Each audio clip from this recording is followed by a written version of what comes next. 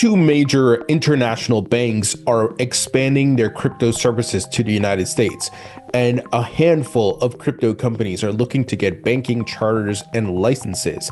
And XRP futures go live today on Coinbase as new SEC Chair Paul Atkins has officially started his first day at the SEC. I'll give you all the details. Let's get into it.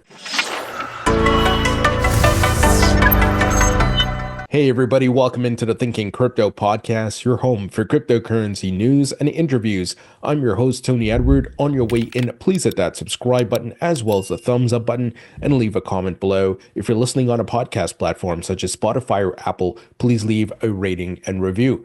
Folks, some very big news. We got Deutsche Bank and Standard Chartered Bank are seeking to expand their operations in the United States and specifically their crypto operations. So we are seeing, once again, this game theory playing out here, this global competition to get as much market share as possible. It's a land grab here, and even the international banks are looking to expand their footprint in the United States. This should be so telling as to where we're headed. Banks of all types of caliber from different parts of the world looking to grow their crypto business. Why? Because this is the future, guys. Blockchains will power the governments, the economies, and markets, and crypto is the next booming asset class. I think we've seen that Bitcoin has outperformed gold and the stock market over the past 10 to 15 years. So all signs point towards crypto and even the use of blockchain, as Larry thinks that tokenization is the future of finance. They're going to put all the TradFi assets on the blockchain. So this is pretty bullish. Now, Standard Chartered, they've been doing a lot as it relates to crypto. Just last week, if you guys recall, they partnered with OKX Exchange, which is based in the Asian markets. And you're just seeing these major banks making moves, forming partnerships, expanding, doing acquisitions, and much more. So incredible stuff. Now, speaking of banks, we have Coinbase, Circle, BitGo, and Paxos are all looking to file for bank charters or licenses. This is being reported by the Wall Street Journal. I shared this news in the live stream earlier this morning, but this is why we saw the fight over the past 4 years. The banking incumbents, like your JP Morgan, hate that these startups, these crypto startups, can become banks, and you can use them to get a higher yield via stablecoins. You can move payments faster with stablecoins. You're putting your investments in crypto assets and digital assets versus the TradFi investment funds. So that's why Jamie Dimon has been so angry for so many years, and all these folks have been attacking and lobbying Elizabeth Warren and Gary Gensler to attack the crypto industry because disruption's at their door, guys. Incredible stuff. We are living in a paradigm shift. It's incredible what's happening. And speaking of paradigm shift, look at this article from Barron's. This is a mainstream finance news source, right? And they do opinions and topics and things like that. Here's the headline: more financial advisors warm up to crypto in client portfolios. Here's why. The SEC's approval of Bitcoin ETFs, the Trump administration's crypto friendliness, and a crypto advocate at the SEC are creating positive momentum for the controversial asset class. How things have changed. Folks, this is not a crypto blog. Barron's has been around for a long time, and it is part of the Wall Street Journal network. But look at what's happening here, right? RIAs, wealth managers, can now pitch crypto to their clients. And I'm not saying they're going to put all their clients' money in there, and we don't actually even need that. The point is we need a percentage, and that percentage will grow over time. And crypto, as I mentioned earlier, Bitcoin, altcoins have outperformed traditional assets. So you can imagine you could see, guys, a 60-20-20 portfolio, right? Or even a 50-25-25, 25% being towards crypto versus the 80-20 we've seen in the past, or even 60-40. Or maybe it's a 50-30-10, right? You guys understand what I'm saying here. It's crawl, walk, run. It starts slowly and then it will grow over time. But incredible how the narrative is shifting here. Now, guys, XRP futures go live on Coinbase Derivatives, and this is big because, as we've talked about in the past, you need to have a futures market. Well, the SEC has required that you have a futures market to get the spot ETFs approved. So XRP futures going live on Coinbase is a big big signal here. It's what the SEC had wanted to see for Bitcoin and Ethereum, and they're going to want to see it for other altcoins as well. Solana futures went live, I believe, on the CME just about a month ago. So great to see this is coming in line for XRP because, folks, there are now 72 crypto theme ETFs waiting on the SEC approval.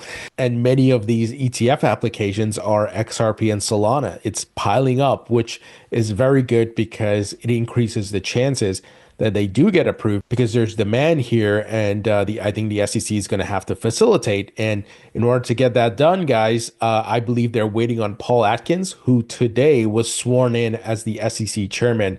So he has kicked off his tenure at the SEC. Huge news. We know he's very pro crypto, and I expect that a lot of things are going to get done now that he's in office because Hester Peirce and acting chair Mark Ueda could have only done so much. I think they need him in office, the actual chair, to get things done. So this is very bullish and the start of a new era at the SEC, guys. And the SEC has been doing an amazing job under Hester Peirce, leading the crypto task force, crypto roundtables, tons of transparency, a lot of cases getting dropped, clarity on crypto mining, clarity on stablecoins and meme coins.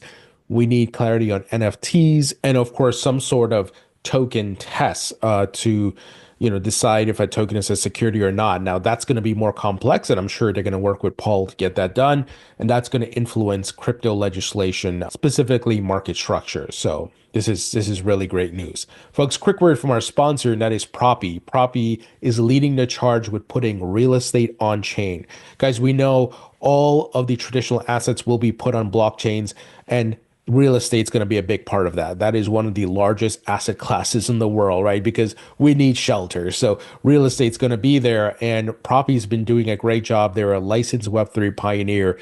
They've been operating since 2017. They've facilitated over $4 billion in transactions. Guys, you can use Propy to buy and sell a property with crypto. So they help facilitate that. They have blockchain powering their whole entire network and system, and they use Coinbase for the crypto escrow service. So if you've bought a property, you understand the concept of a escrow. And they've been putting deeds and titles on chain and creating NFTs for properties and much more. It's incredible. It's why I invested in the Propy token back in 2018, because I saw them being ahead of the curve with getting real estate on chain. And they have a great promotion where you can earn some Propy token by simply sharing their vision video and signing up and inviting a friend. So you can check it out and earn some free Propy tokens, guys. So if you'd like to learn more about Propy, check out the link in the description. Now, look at this news, folks. Stablecoin giant Circle is launching a new payments and remittance network. Circle is unveiling a new payments and cross-border remittance product on Tuesday from the firm's One World Trade Center headquarters, according to an invite to the launch event. So it is a massive race happening now with stablecoin issuers, from Tether to Circle to PayPal to Ripple and much more. And Circle has a big advantage, because they are US regulatory compliant, and they are pushing specifically a USD-backed stablecoin. Not saying that Tether and others are not, but they've been ahead of the curve in getting this done. So kudos to them. I mean, this is huge, and I think they're going to try to IPO this year, so it's going to be really big for them. In fact, there's some stats here that USDC closes in on $61 billion as institutional demand outpaces USDT growth. So with Tether facing some regulatory hurdles, for example, like the EU with the micro regulations, and potentially here in the United States, I don't know, we'll have to see, but when stablecoin legislation gets put forth, but you can see a lot of the market will gravitate to USDC. Now, I want to be fair and use facts now. Tether is still the largest stablecoin issuer in the world.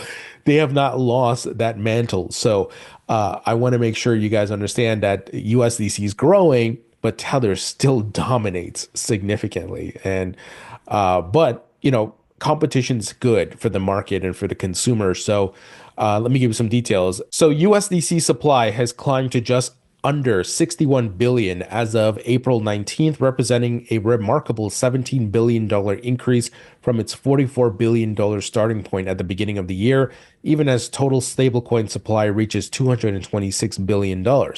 This 38.6% growth in USDC supply year to date contrasts with USDT's more modest expansion from 138 billion to 145 billion during the same period. Ethereum remains the dominant chain for stablecoins, hosting $130 billion of the $226 billion total supply, with the remaining scattered across no other blockchains, notably Tron and Solana. So really great growth here for USDC. Now, notice the total numbers are not comparable to USDT, but the percentage of growth is larger than what Tether saw. So I think as you see the other stablecoin issuers like Ripple with RLUSD and PayPal with PYUSD and much more, you're going to see this spread out more. I think that's good. We need competition, and like we talked about a couple of months ago when Bank of America's CEO said they would launch a stablecoin once stablecoin legislation is passed. The banks are coming, guys.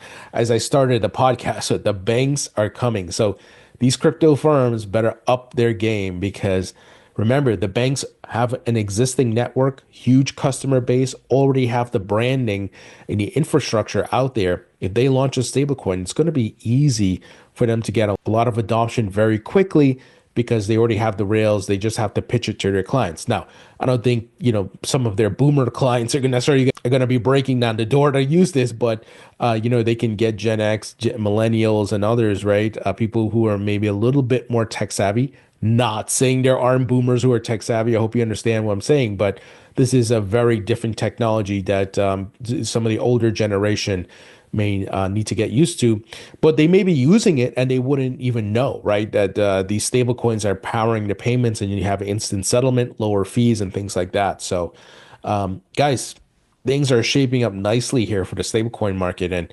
boy, I could see us, once the stablecoin legislation is passed by maybe late next year, we could see a $1 trillion market cap here for the stablecoin market. And speaking of stablecoins, South Korea's central bank vows to actively participate in stablecoin legislation development.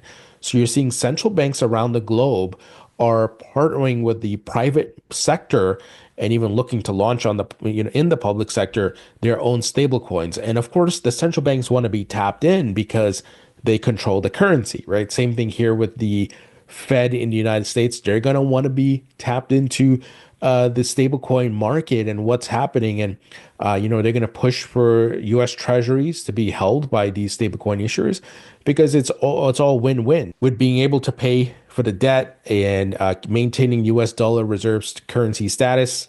You guys understand how that all works. Jerome Powell, chair of the Fed, the other day made some very bullish statements about these things. So you're just seeing globally, everybody's moving in the same direction here. It's pretty bullish. Now, I shared this news on the live stream earlier today, but I think it's important to bring it back up, and that is GSR helps consumer product firm Apexi create a Solana treasury with $100 million private investment. So we are starting to see companies going beyond Bitcoin to form their treasury reserve assets with altcoins. Some companies have been doing it with ETH, but we're starting to see an influx of Solana treasury strategies here, which is interesting. I still think Bitcoin's going to dominate because, it's the crawl, walk, run, and folks need to get comfortable with these other altcoins and educated as well.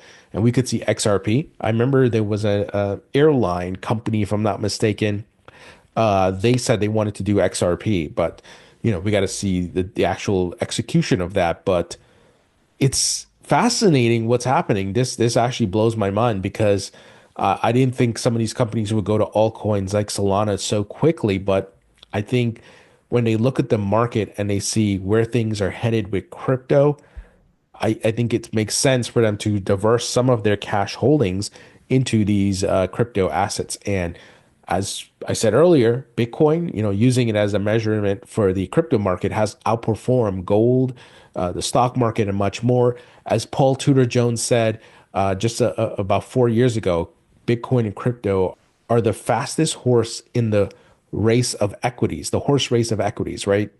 Bitcoin and crypto give you better returns overall than these other asset classes. Not saying it's wrong to invest in stocks. I have some stocks, right, that I invest in. but nothing moves like crypto. Crypto's made me the most money when it comes to investing. And once again, I have some stocks. I have a real estate investment property as well. And, when you look at the pros and cons of investing in these different assets, real estate requires maintenance, right? There's a lot of hands-on things there versus if you put your money in an asset like crypto and you just hold it there and you could even stake it and it earns passive income. That's a way better proposition, you know what I mean? And setup where you don't have to necessarily think of anything or do any maintenance to the level of handling real estate. So it's fascinating how things are changing here. So I'm bullish, guys. I am bullish. I know the macro right now with tariffs is rough, but we're going to get through it. Like I've been saying, markets are going to price it in. We're going to bounce, and we're seeing Bitcoin making some move, but nothing to call home about yet. We need further confirmation, but there hasn't been an invalidation of the bull market despite the macro headwinds, and there's huge tailwinds here, bullish tailwinds with the adoption, the regulations that are coming, and once again, starting the podcast with the banks and what they're doing and crypto companies as well. It's incredible stuff. All right, folks, that's the news. Let me know what you think. Leave your thoughts and comments below. A great way you can support me and the podcast, guys, is by subscribing to my free email newsletter. It's 100% free. Also, check out my book on Amazon. Grab a copy. It's available in paperback and digital. And if you want to expand your crypto knowledge, I have a comprehensive course at mycryptocourse.com that can help you boost your knowledge about crypto and market cycles and much more. And what makes it unique and different from any other crypto course out there, it has expert commentary. You will hear from founders, CEOs, institutional investors, and much more. No other course offers that. So guys, if you'd like to learn more, go to mycryptocourse.com. Link will be in the description. Thank you for watching and listening. I appreciate you all, and I'll talk to you all later.